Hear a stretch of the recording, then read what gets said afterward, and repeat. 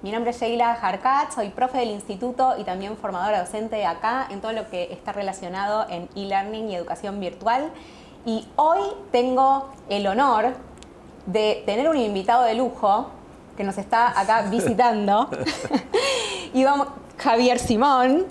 Hola, ¿qué tal? ¿Cómo estás? Buenas tardes. Buenas tardes a todos. Buenas tardes a todos. Javier, y yo voy a hacer una introducción chiquitita y después vos nos vas a contar mucho más sobre tu rol, tu historia, etc. Javier Simón es director de planeamiento educativo del Ministerio de Educación de la Ciudad de Buenos Aires. Y hoy vamos a hablar de tendencias disruptivas en educación. Pero antes de entrar en tema, quiero que nos cuentes un poco cómo fue tu ingreso en la gestión pública, ¿no?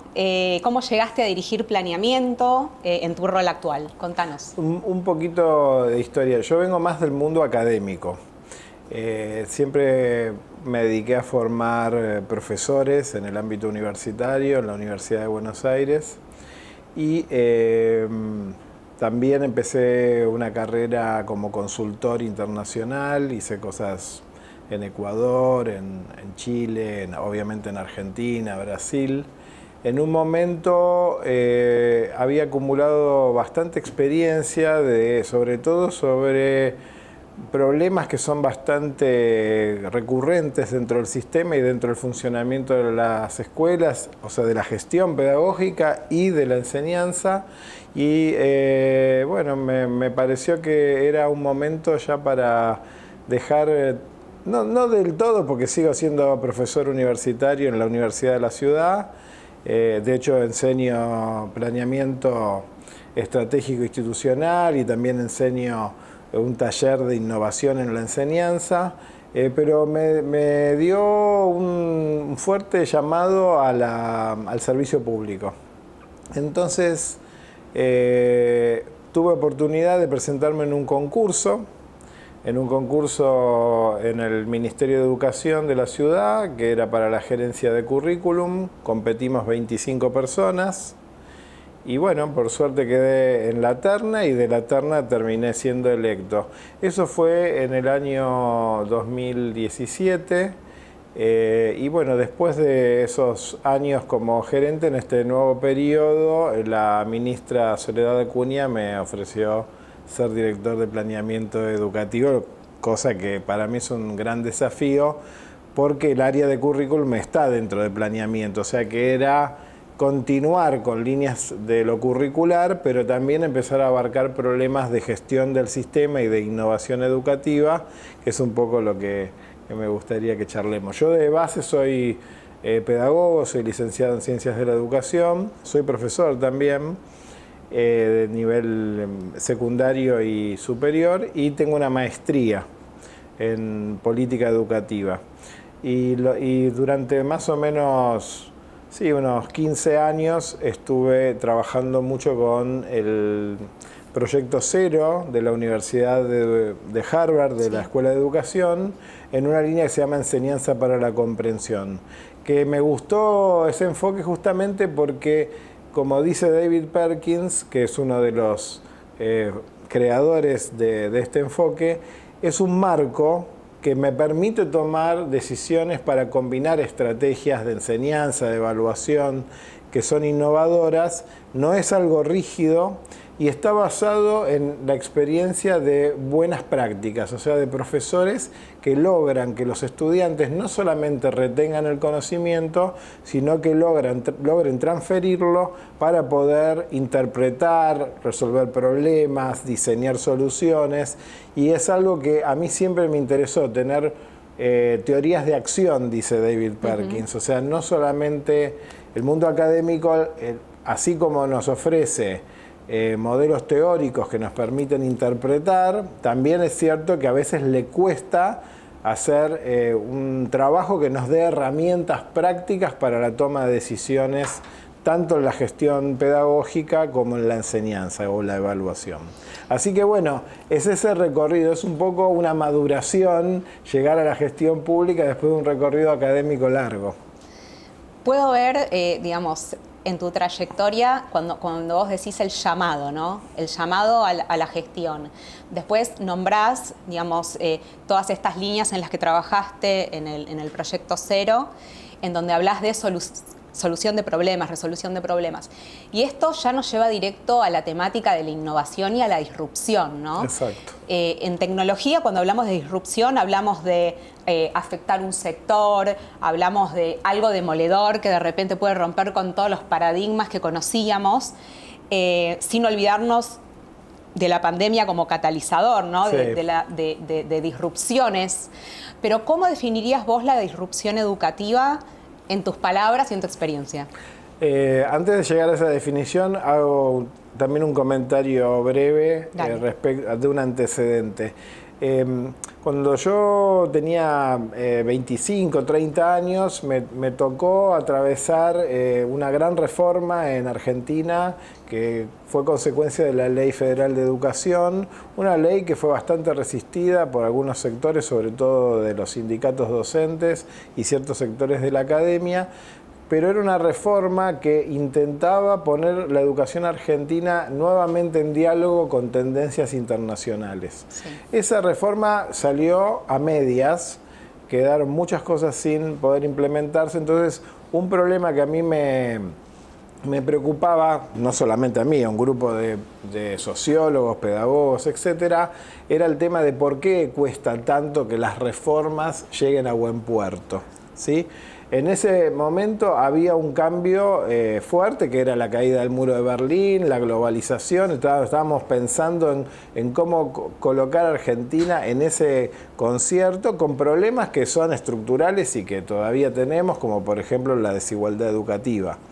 Pero también la desconexión de la educación del mundo del trabajo, cosas que son como muy desafiantes.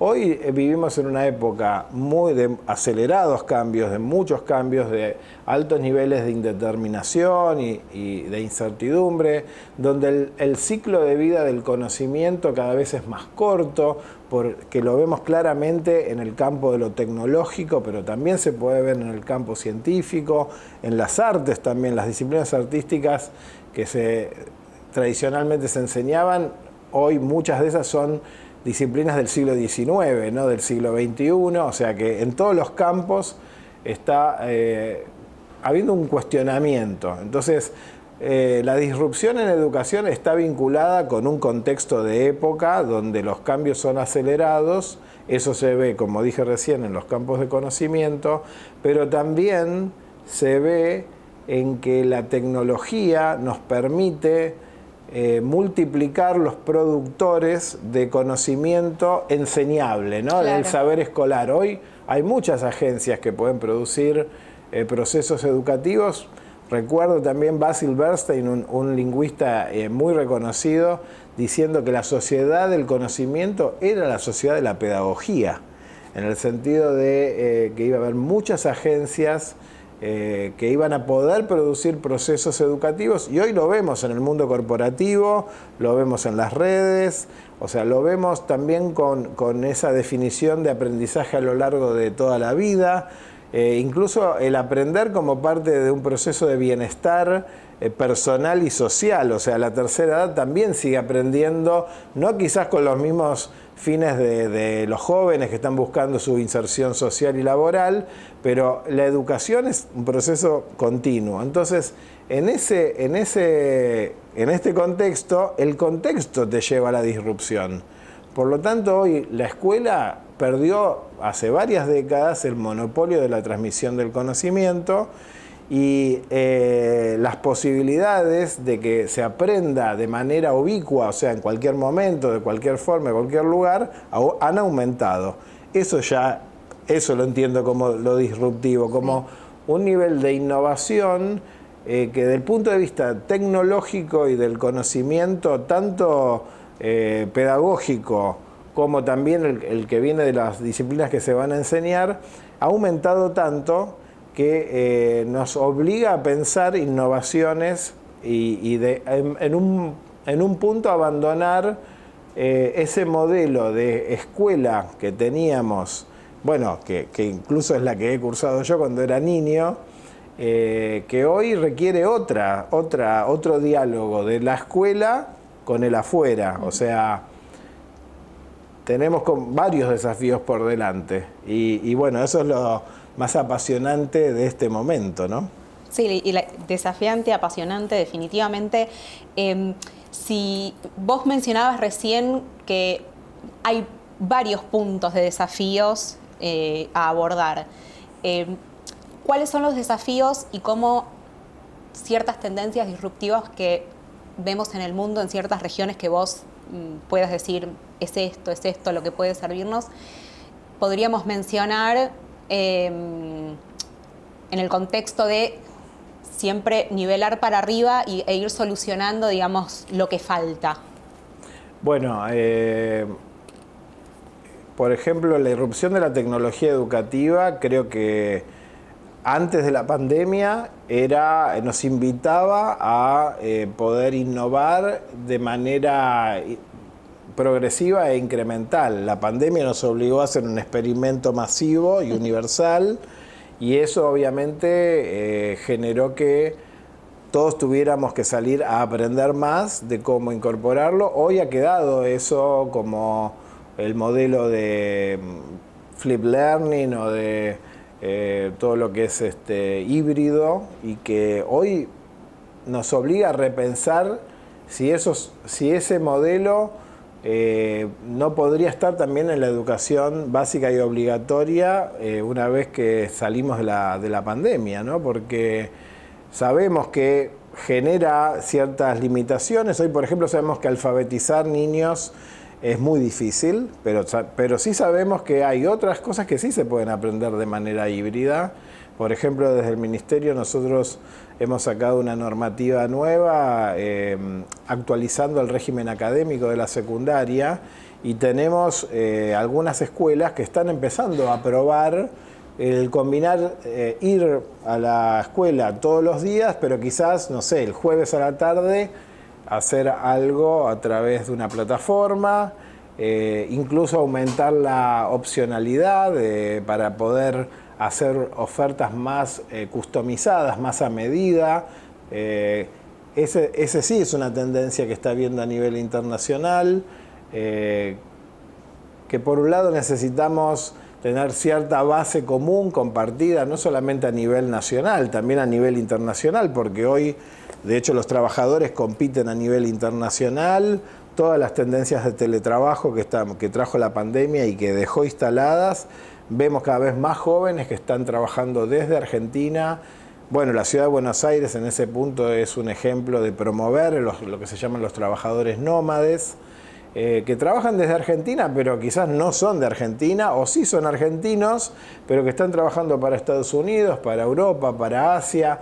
Hay que ver también un poco el sector de la industria, si coinciden los usos horarios, las tecnologías también que se requieren, pero hoy ese tema de trabajar de manera remota en equipos, digamos, que son internacionales, requiere un dominio de idioma, de tecnología, de competencias comunicacionales, de cierta también capacidad de autorregulación, porque no estás en un lugar que hay gente controlándote, sino que estás trabajando de manera remota, que creemos que en el nivel secundario y seguro en el nivel superior, digamos, vino para quedarse. Por darte un ejemplo, la educación técnico-profesional no permitía que se aprendiera a distancia algunos perfiles de la educación técnica, y nosotros en la ciudad acabamos de lograr una validez nacional para una tecnicatura superior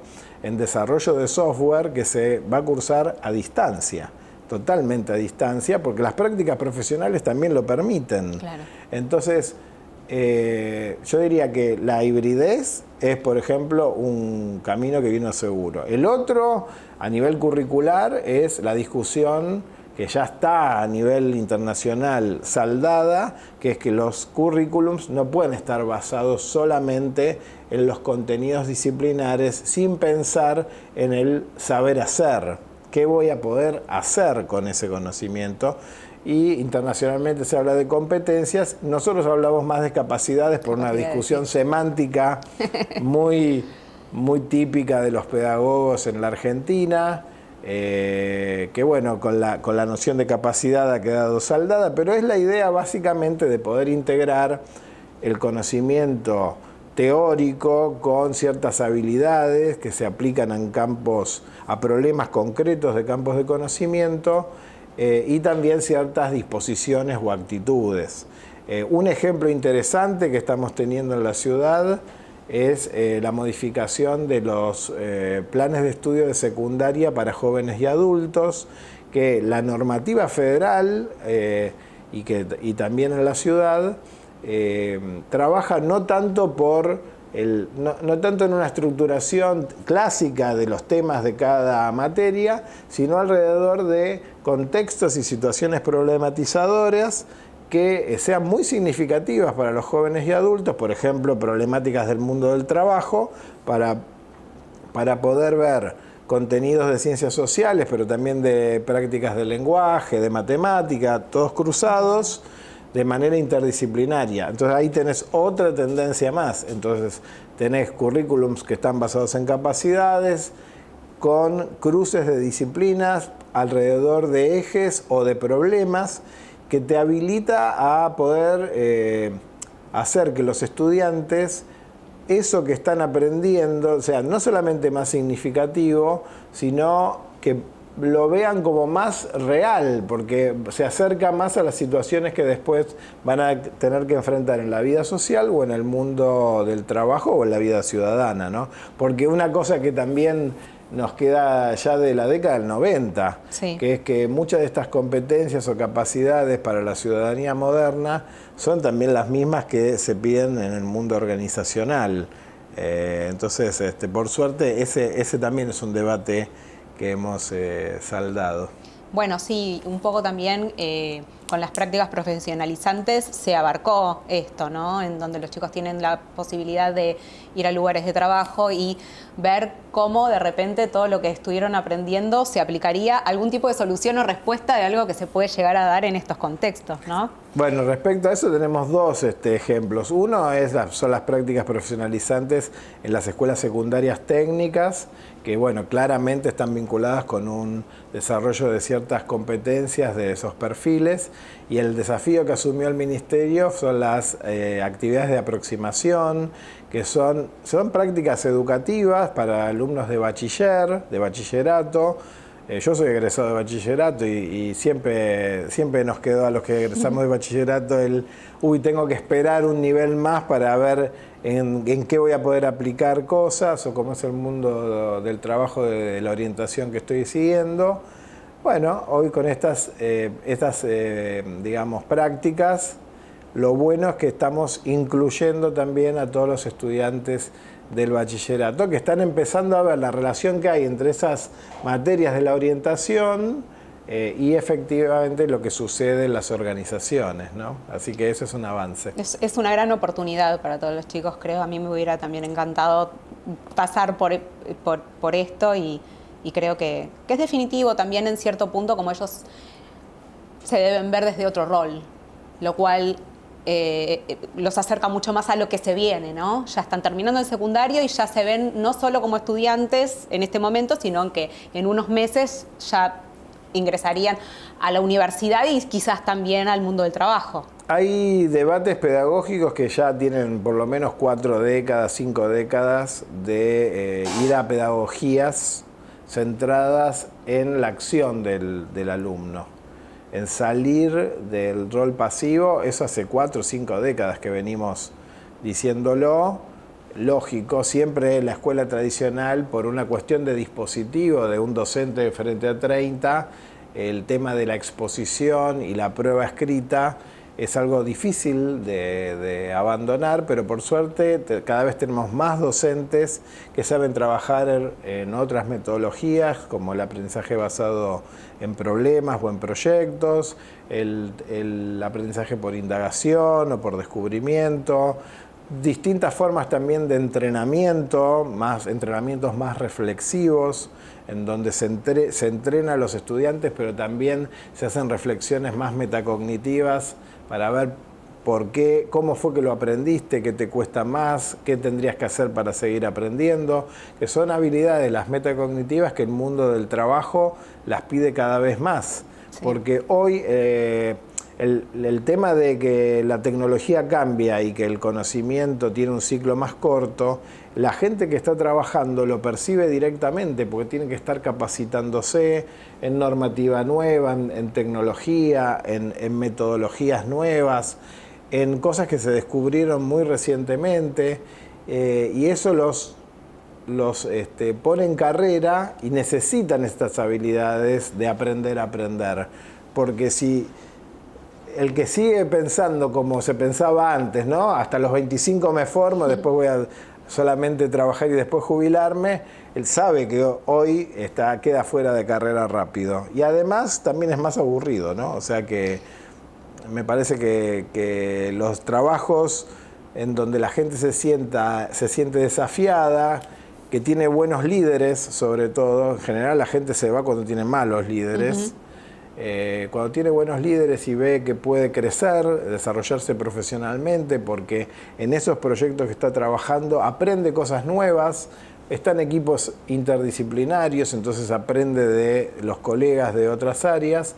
En general la gente siente no solamente que está trabajando y agregando valor, sino se siente enriquecida. Y eso obviamente es una experiencia también muy valiosa. Dentro de lo que también es muy valioso, lo que estábamos discutiendo hasta ahora, es cómo llevamos todas estas tendencias a las aulas y cómo obtenemos el apoyo docente y de la dirección del colegio, etcétera, del sistema, para poder llevarlos a cabo. Entonces, encontré una cita muy interesante de Carol Dweck, que ella investigó mucho lo que es la mentalidad de crecimiento, y decía que la mentalidad de crecimiento describe una forma de ver los desafíos y contratiempos. Y las personas que tienen una mentalidad de crecimiento creen que sus capacidades se pueden modificar, incluso si hay dificultad con algunas habilidades. Entonces, mi pregunta es, si nosotros quisiéramos formar a docentes con una mentalidad de crecimiento hacia la implementación de estas experiencias educativas disruptivas, ¿qué tendríamos que hacer? ¿Cómo podríamos llevar a cabo esta formación docente para que también los docentes tengan esta mentalidad de crecimiento y que se lleven a cabo y se concreten estas prácticas dentro de las aulas? Esa pregunta que estás haciendo casi te diría que es la pregunta central, porque se relaciona con lo que había dicho hace un rato de por qué las reformas fracasan o por qué cuesta tanto implementarlas a escala, porque cuando hacemos planeamiento educativo estamos pensando a la escala. O sea, yo lo puedo pensar a nivel de la escuela como unidad de cambio, pero también lo tengo que pensar a nivel del sistema educativo. A nivel de la escuela, o sea, si yo miro de abajo hacia arriba, tengo que básicamente cambiar la gramática de un docente frente a 30 alumnos, el docente siempre explicando, exponiendo, y tengo que ir a otras metodologías más de aula-taller, de espacios makers, de trabajo por proyectos, incluso tengo que ser más disruptivo con el uso de los agrupamientos, de los espacios, de los tiempos. No hay nada que diga que yo no pueda poner chicos de 2 grados o de 2 años distintos a resolver un problema que los afecta con perspectivas incluso complementarias. Tendría que tener profesores por cargo que tengan no solamente las horas frente a alumnos, sino también horas para diseñar estos proyectos y ir generando gradualmente lo que uno llama una comunidad de aprendizaje. O sea que los docentes que tienen más expertise y ya son innovadores, que los hay, obviamente son los uno llama los early adopters, sí, ¿no? Que se entusiasman, las escuelas que los conservan logran a su vez contagiar a los otros. Claro. Entonces, esa de abajo hacia arriba y a nivel de una institución se puede perfectamente hacer. Hay conocimiento pedagógico, de gestión institucional, pedagógica, para poder realizarlo. Ahora, el problema es cuando yo lo quiero hacer a escala. Ahí, lógicamente, tenemos los problemas de lo que se llama las políticas de arriba hacia abajo, ¿no? Sí. O top-down. Cuando la política es top-down y el terreno todavía no está fértil, y lógico, vamos a tener el 10-15% de early adopters, que quizás incluso si están en instituciones donde la gestión no es early adopter, pero sí algunos maestros, es probable que no crezca mucho ahí. Entonces te va a crecer en muy pocas instituciones ese cambio. Ese cambio hay que darlo acompañando a las escuelas desde los ministerios. Hay que ofrecer no solamente orientaciones claras, sino una política de formación docente continua y, si es posible, situada, que vaya acompañando ese cambio, porque requiere muchos acuerdos. Requiere acuerdo de los supervisores que comprendan el sentido de lo que estás queriendo hacer, el trabajo de los supervisores con los equipos directivos, para ver cómo se va a plasmar dentro de cada proyecto escuela, y después dentro de cada escuela lo que hablábamos antes de ir armando esos acuerdos que te van a traducir en una comunidad de aprendizaje. No vas a poder implementar todo junto. Es probable que en algunas, no sé, quizás la inclusión de tecnología aparezca primero y después la mejora de los aprendizajes en matemáticas, en lengua, en ciencias aparezca un poquito después. O al revés, depende ahí un poco los focos. Tenemos un gran desafío a nivel de la educación básica y obligatoria, que es cómo generamos una escuela inclusiva. Entonces, tenemos la atención de mejorar los estándares de calidad, porque eso nos lo pide no solamente la formación ciudadana, sino, como decíamos antes, la formación académica posterior y la formación para el mundo del trabajo. Pero tenemos ya una certeza total de que hay mucha heterogeneidad en las escuelas. Y no estoy hablando solo de la discapacidad. Todos somos diferentes y al mismo tiempo somos miembros de la misma especie. Entonces, hoy hay conocimiento también de las neurociencias, de la psicología, de la sociología, que nos podría permitir usar, por ejemplo, diseño universal de aprendizaje, como para poder diseñar experiencias de enseñanza y de evaluación más diversificadas, cosa que todos puedan ir accediendo a ese conocimiento, pero tendríamos que ir rompiendo algunos moldes, porque si todos tienen que llegar de la misma manera y al mismo tiempo, lógico que nos complica. Entonces, ahí hay un trabajo, me parece, importante de lo que es el desarrollo de trayectorias escolares más individualizadas. Es algo que creo que es el gran desafío que tenemos por delante, pero confío en que vamos a poder diseñar alternativas y formas para que haya planes más personalizados dentro de una base común, porque la atención siempre está en relación a, somos todos argentinos, entonces necesitamos tener una base compartida como pueblo, ¿no? Creo que en ese punto hay también internacionalmente, en Estados Unidos, en Canadá, hay buenas experiencias del uso de diseño universal de aprendizaje y que creo que perfectamente pueden ayudarnos a iluminar. Pero es todo un mundo por construir. Es como si yo dijera, cada escuela se tendría que especializar en esa heterogeneidad que atiende, sin desentenderse de las grandes líneas de la política educativa del ministerio, que es la que nos está diciendo, miren, la sociedad está yendo hacia estos lugares, por ejemplo, hay 7, 8, 9 sectores de la economía en la ciudad que van a crecer, entonces tratemos de desarrollar competencias que sean compatibles con eso. No estoy formando para puestos de trabajo específicos, eso en todo caso será la educación técnico-profesional la que se acerque más a esos perfiles, pero en la educación general básica necesito también ir haciendo los primeros pasos de esas capacidades y esa base de conocimiento que después les va a permitir especializarse. Me quedé con el diseño universal y me quedé pensando en esto que habíamos conversado en algún momento de ¿y los chicos qué escuela quieren? Sí, hace poco en Uruguay UNICEF hizo una experiencia interesante con adolescentes, del cual sale un documento que lo recomiendo que se llama Reinventar la educación. Y salen varias líneas, ¿no? Por ejemplo, sobre todo con los adolescentes. Está el tema de que ellos quieren participar más, quieren poder decir qué quieren aprender.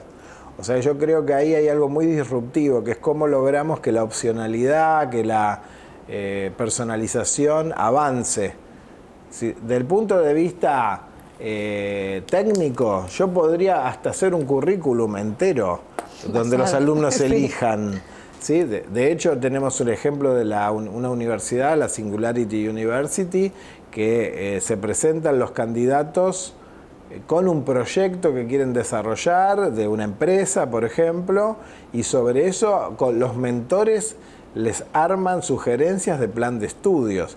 Eso estábamos hablando del nivel universitario. En la educación básica, estoy hablando desde el nivel inicial hasta la secundaria, se podrían incluir ciertos niveles de opcionalidad. Entonces, ese es un pedido fuerte. Otro pedido fuerte es que la evaluación no esté solamente ligada a las calificaciones y a la promoción, sino que sea una evaluación más formativa.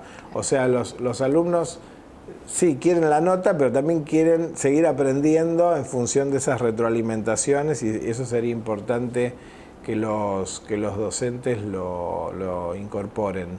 Y obviamente otro tema que les interesa mucho es que las disciplinas artísticas dialoguen más con las otras disciplinas, porque el arte siempre les permite unos canales de comunicación que los entusiasman y los motivan, y además porque eso está investigado, y por eso también me acerqué en parte a Proyecto Cero.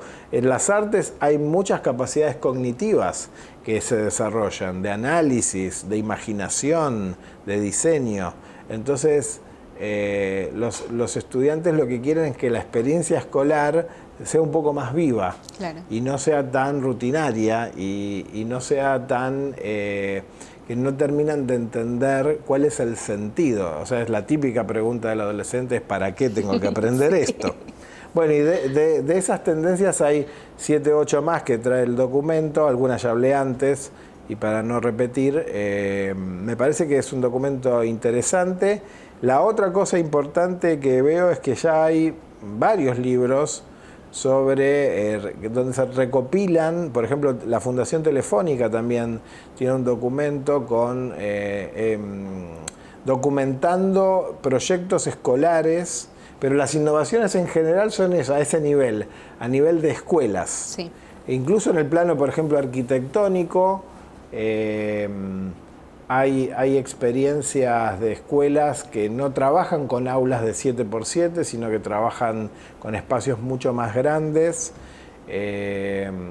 La arquitecta es Rosenbosch, es una arquitecta holandesa, búsquenla, realmente es súper interesante lo que plantea. Lógico, son formas de diagramar los espacios y el mobiliario escolar que están asociados a unas formas de aprendizaje. Por ejemplo, los alumnos pueden recibir una exposición, pero no tiene que durar más de 20 minutos.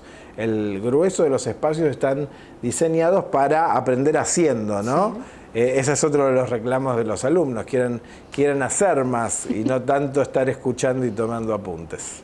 Sí, sí, eso es cierto. De hecho, hoy a la mañana que estuve con un par de alumnos decían, ¿y nos van a explicar otra? Bueno, vamos a hablar un ratito y después nos vamos a poner manos a la obra, ¿no?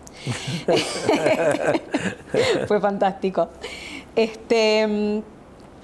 Otra de las preguntas que me quedan relacionadas a estas opciones de educación de escuela online, por ejemplo, que vos comentabas que sí sería posible, no quizás, digamos, en la parte de alfabetización temprana, porque es mucho más complejo, pero quizás más adelante. Sí. ¿Hay una real posibilidad en la Ciudad de Buenos Aires de tener una escuela online para ya, digamos, quizás segundo ciclo del primario? Yo me animaría a decir que sí. Por suerte hay ciertas condiciones que están bastante extendidas, como por ejemplo que las escuelas disponen de carritos con las netbooks y tienen también equipos de videoconferencias. Nosotros ahora puntualmente estamos empezando a tener un proyecto de inglés en línea donde estamos cubriendo, digamos, horas que están vacantes porque no logramos cubrirlas con los llamados. Y esa experiencia, nosotros estuve justamente la semana pasada observando una clase, la profesora era una profesora de Colombia, tenía muy buena dicción, el maestro estaba en el aula y ayudaba. Debo reconocer que también además de que era un docente que estaba comprometido, sabía inglés, entonces sí, él no era maestro de inglés, pero sí entendía todo lo que decía la profesora. Y vi alumnos haciendo actividades en grupo total, pero también en pequeños grupos, y teniendo a la profesora en Colombia, con lo cual eran alumnos de 6º grado de una escuela estatal de Villa Crespo. Así que yo creo que sí, que efectivamente ya empieza a haber esas condiciones, y en eso probablemente, como para verle el lado positivo a las cosas, creo que es algo bueno que nos dejó la experiencia de haber tenido que transitar la pandemia. ¿Vamos a requerir más formación docente? No tengo duda. De hecho, las escuelas tienen, las estatales en la ciudad, tienen los facilitadores pedagógicos digitales que acompañan a los docentes para que puedan aprovechar todo el material que el ministerio distribuye y también planificar proyectos, etcétera. Pero bueno, está claro que tenemos todavía docentes que están en un proceso de alfabetización de educación digital y les cuesta incorporarse o pensarse desde ahí. Hoy las condiciones tanto de infraestructura como de tener una plataforma de e-learning donde empezar a tener experiencias existen. Las escuelas tienen blogs también muy desarrollados, o sea que todo lo que es almacenamiento de material curado, o sea, estoy hablando de videos, de secuencias didácticas, de lecturas, eso está disponible, lógico. No es lo mismo, por ejemplo, enseñar cómo funciona un ecosistema en el pizarrón que enseñarlo a través de algún simulador donde podemos empezar a hacer que los estudiantes hipoteticen qué va a pasar si agregamos un predador, etcétera, y después comprobar en el simulador qué es lo que está sucediendo. Yo creo que ejemplos como esos hay en todas las disciplinas. Hoy, por ejemplo, prácticas de lenguaje en secundaria se podrían hacer escrituras colectivas en tecnología muy sencilla, en un drive también se puede hacer, pero digo, es cuestión de proponerse cosas que también nos sorprendan los estudiantes a los docentes. Tal cual. Cuando tenemos docentes que están solamente esperando una única respuesta y la que siempre esperamos, bueno, nos estamos perdiendo la posibilidad de ver el potencial que tienen nuestros estudiantes.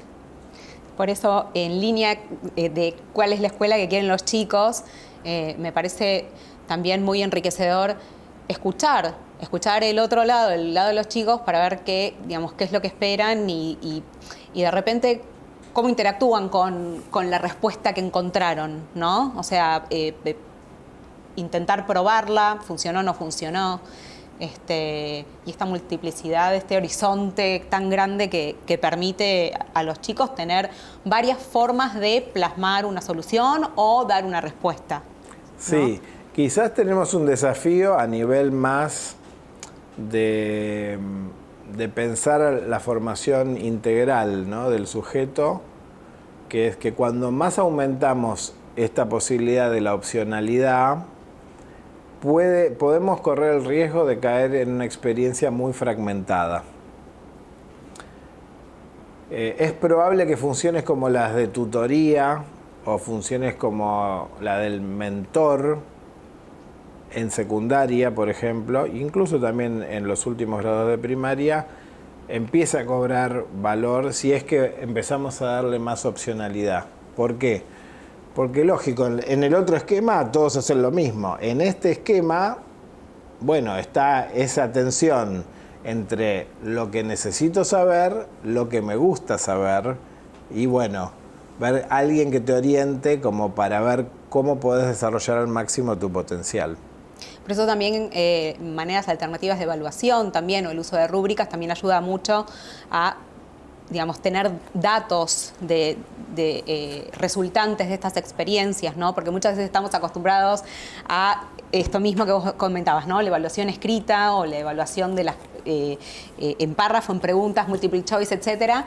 Entonces, bueno, estas formas alternativas de evaluación también nos podrían dar más información de cómo es trabajar con preguntas o consignas mucho más abiertas y no solamente una respuesta, ¿no? Bueno, el armado de rúbricas tiene una gran ventaja porque primero explicita los criterios de evaluación, los niveles también de calidad de los desempeños. Entonces, yo puedo como docente hacer una mejor retroalimentación diciendo, bueno, mira, este aspecto lo lograste en este nivel porque se observa X cosa, y este otro tenés que seguir trabajando, porque solamente se ve esto y se tiene que ver esto otro y esto otro.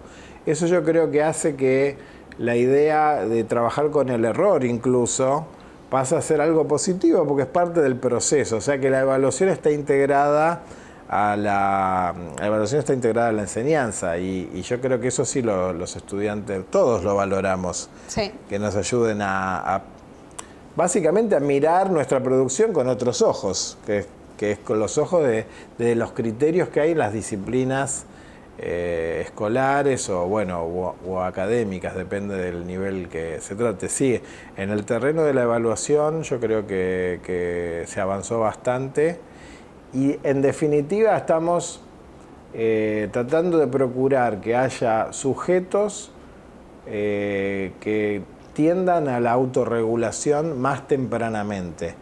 Ojo, a veces nos pasamos de rosca, porque esperamos que adolescentes de 13, 14 años tengan niveles de autonomía de jóvenes de 20, 25 años. Eso hay que saber graduarlo, pero bueno, es una tendencia, ¿no? Una educación por la autonomía es una formación, un estándar básico y fundamental de lo que es una educación humanística, en el sentido de centrada en cuáles las necesidades de la especie y de los seres humanos hoy. Sí, definitivamente aprender a aprender, teniendo en cuenta que no sabemos exactamente cuáles son los trabajos que van a existir en ese momento. Entonces, digamos, plantear alumnos autodidactas, egresados autodidactas, colaboradores, líderes autodidactas, es fundamental para esta problemática o desafío, diría yo, de no saber cuáles van a ser esos trabajos que van a hacer estos egresados en el momento en el que lo... Sí, eso es tremendo. Sí. Eso, hace 15 días vino una misión de UNESCO al ministerio, estuvimos con el director regional, él es de Costa de Marfil, trabaja en Ginebra, y nos contaba, además de datos fuertes, ¿no? Como por ejemplo que en muchos países de África hay un libro en primaria, ¿no? Un libro cada 18 alumnos. Nosotros en la Ciudad de Buenos Aires tenemos 4 o 5 por alumno.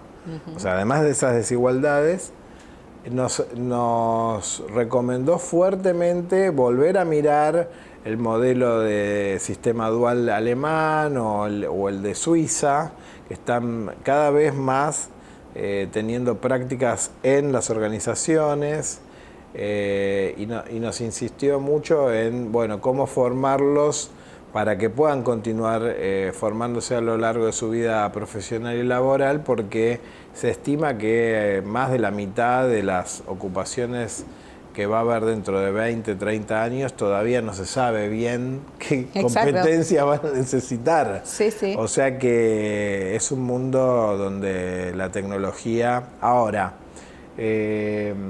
esa tendencia donde la disrupción tecnológica nos interpela sobre qué es lo que vale la pena aprender, es algo que ya estaba antes de la pandemia. Ahora se agrega otro problema, nos dicen también de UNESCO, esto lo comentaba Renato Perti, que es un especialista de Uruguay. Él decía, nos contaba que la pandemia lo que generó es un cuestionamiento de los conocimientos que históricamente se dan en las escuelas. Porque la pregunta del para qué no está solamente asociada a las nuevas generaciones. La pandemia nos obligó a pensar, bueno, y todo lo que yo sé, ¿me está sirviendo para afrontar esta situación de crisis nueva? Entonces, creo que vienen unos 10 años donde se van a cuestionar incluso saberes que históricamente se daban, ¿no? A ver si tiene sentido o no. Incluso la clave nacionalista está muy cuestionada. Por dar un ejemplo, la discusión de cuánto tiempo le dedicamos a la preparación de las efemérides en las escuelas primarias, cuando el tiempo ese podría hacerse la efemérides de otra manera. Claro. No hacerla de otra manera y quizás trabajar algo más de indagación, de entender cómo se resignifica, no sé, ser independientes, ¿no? Si estoy viviendo 9 de julio, qué significa ser independientes hoy, y cosas que quizás, bueno, en parte es revisar ciertos rituales. Yo personalmente estoy a favor de las rutinas, porque creo que las rutinas terminan fortaleciéndonos, porque nos permiten economizar cosas y avanzar hacia algo nuevo que queremos aprender. Pero bueno, una cosa son las buenas rutinas y otra cosa los rituales que quizás se los pueda revisar. Buenísimo esta distinción que haces sobre las rutinas y los rituales. Me deja pensando esto. Seguramente para una próxima entrevista ahí va una pregunta sobre esto más a fondo. Vos comentabas que va a haber una revisión muy profunda, entonces yo lo que estaba pensando era ¿qué pasa con las cosas que sí funcionan bien? Y las que han probado funcionar bien, que podrían continuar dentro de este proceso de reciclaje, resignificado, singularidad, Sí. etcétera. Entonces, ¿cuáles son las variables que sí podrían continuar implementándose de la mano de las nuevas?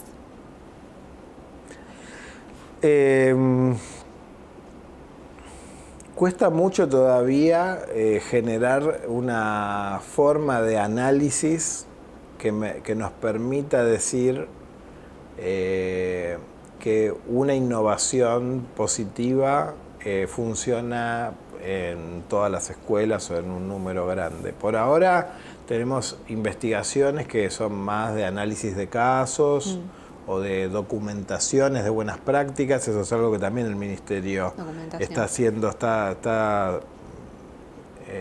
invitando a los docentes a documentar proyectos exitosos. Eso lo pueden ver en la página web de la Escuela de Maestros. Es una actividad que hacemos con planeamiento educativo y con la unidad de evaluación.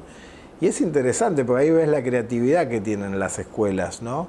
Ahora, desde el punto de vista de la gestión del sistema, estamos camino a, pero todavía estamos bastante lejos de aprovechar todo lo que sería la analítica de datos, que nos permitiría ver, bueno, qué tendencias estamos consolidando, qué proyectos nuevos. Creo que ahí todo lo que es la disciplina más del Learning Analytics, me parece que es algo que tiene que crecer. Tendríamos que poder sacar de las plataformas donde se carga toda la información de las escuelas, reportes que nos permitan tomar decisiones, de decir, bueno, invertimos en tal innovación, bueno, entonces mirá, estas escuelas tienen mejores resultados en las pruebas jurisdiccionales, o tienen mejores datos de eficiencia, o tienen, hacemos seguimiento de trayectorias, entonces decimos, bueno, hay más egresados que están estudiando más carreras de tal tipo, que son las que queremos promover. Ese es un mundo más de la gestión que creo que estamos empezando a construir capacidad, pero todavía tenemos un terreno grande para transitar desde la toma de decisiones, digamos.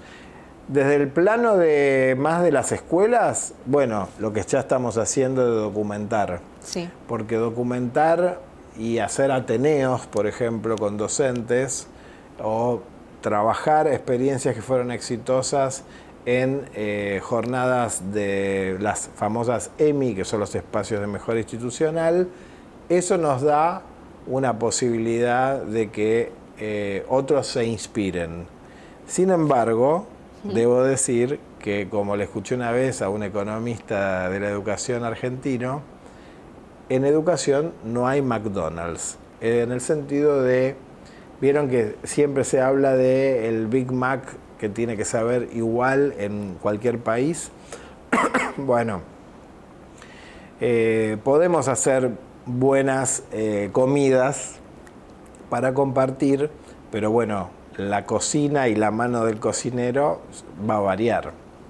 Así que bueno, tenemos que acompañar esas experiencias. Y creo que es muy bueno que se pueda de alguna manera generar estas recetas dependiendo del contexto en el que uno está trabajando, justamente por esto, porque vos podés tener, digamos, un estudio internacional en donde se comprueba que hay algo que funciona, vos lo probás y decís, mira, a mí esto no me funciona porque la población que yo sirvo en este distrito tiene tales características, voy a cambiar algunas cosas y lo pruebo, ¿no? Entonces creo que hay mucho lugar para la investigación dentro del aula y compartirlo, como vos decías, y documentar. Hay mucho terreno para hacer planeamiento estratégico institucional, que incluye ver qué vamos a hacer en varias dimensiones de la gestión. Yo ahí tengo la dimensión organizacional, tengo la dimensión pedagógica,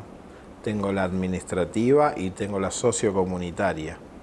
O sea, en niveles, por ejemplo, en el nivel inicial o en el nivel primario, la dimensión sociocomunitaria es muy importante, porque si yo involucro a los padres en el seguimiento de las tareas, de qué pasa cuando le cuesta aprender, o de que nos ayuden a continuar, por ejemplo, el disfrute de la lectura, que es algo que hoy digamos, las pantallas nos están ganando por goleada, porque las pantallas son muy atractivas.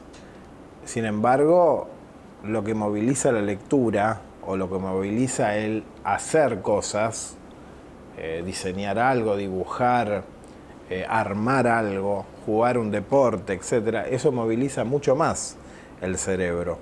Entonces, me parece que tenemos ahí que fortalecer los equipos directivos, lograr que los equipos directivos tengan una permanencia, porque un proyecto se modifica, se actualiza en por lo menos 2, 3, 4 años. Sí. Recién al tercer año, cuarto año, se ven cambios significativos.